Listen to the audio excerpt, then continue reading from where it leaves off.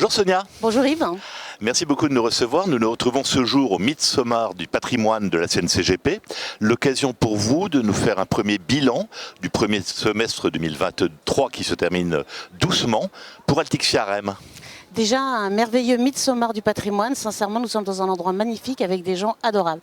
Premier semestre, écoutez, satisfaisant, même si très clairement on aurait voulu faire mieux. Donc on fait mieux que l'année dernière, moins que le budget, mais plutôt satisfaisant. Et ce qui est sympa, c'est que c'est sur les 3 véhicules, nos 2 SCPI et notre OPCI, puisque nous sommes le seul OPCI du marché à avoir des performances positives maintenant depuis 4 ans. Et c'est pas fini. Merci beaucoup Sonia. Alors comment comptez-vous faire précisément la différence chez Altixia REM dans ce marché immobilier qui, dit-on, se complique?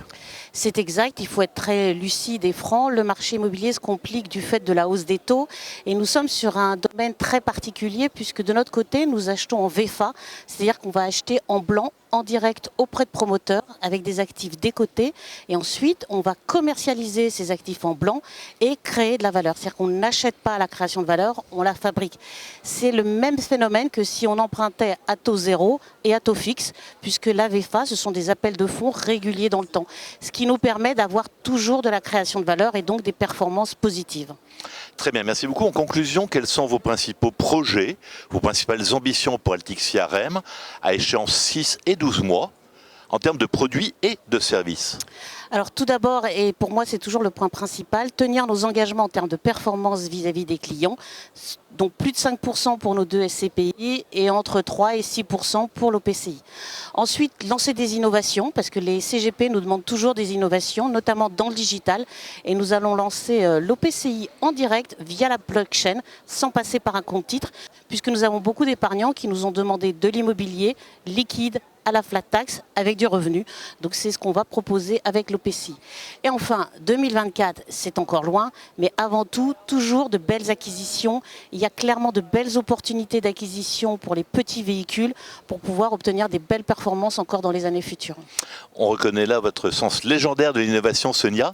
En conclusion, que pouvez-vous nous dire sur le thème Altixia REM et ISR ? Alors c'est quelque chose qui nous tient à cœur puisque nous avons déjà une SCPI qui a été labellisée ISR, la SCPI Commerce. Notre OPCI va être SFDR 8 et on fera en sorte que tous nos véhicules.